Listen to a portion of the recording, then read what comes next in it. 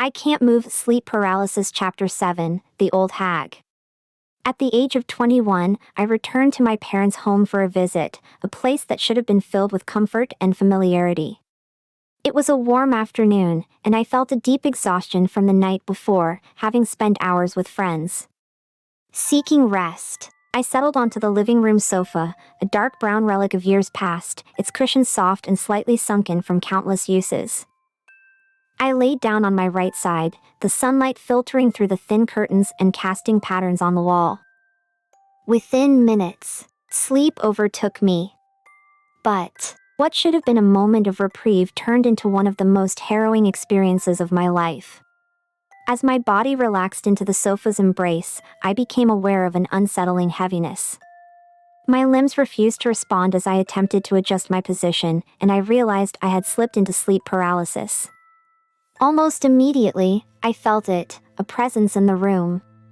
It wasn't just a feeling, it was as though the air itself had shifted, thickened with something malevolent.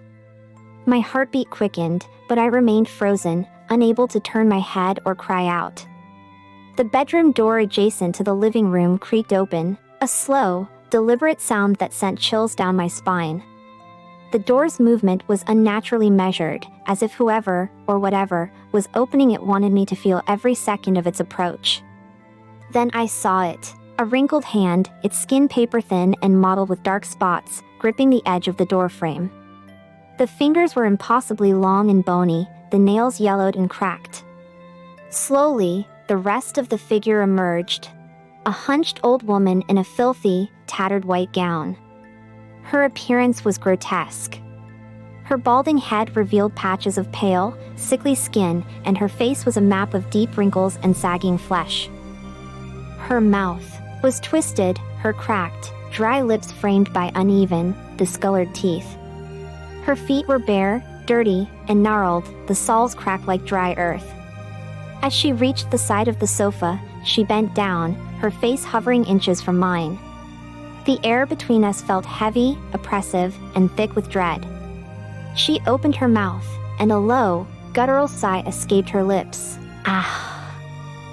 The sound was a mixture of relief and menace, as though she had been waiting for this moment for an eternity.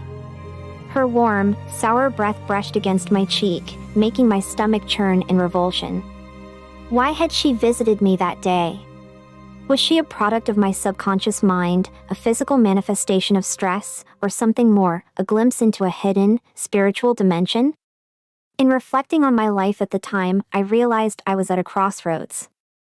I felt lost, unsure of my path, and burdened by unresolved emotions. The old hag, with her grotesque presence and haunting sigh, seemed to embody these feelings. Her slow, deliberate movements mirrored the paralysis I felt in my waking life, stuck, unable to move forward, and unsure of how to escape.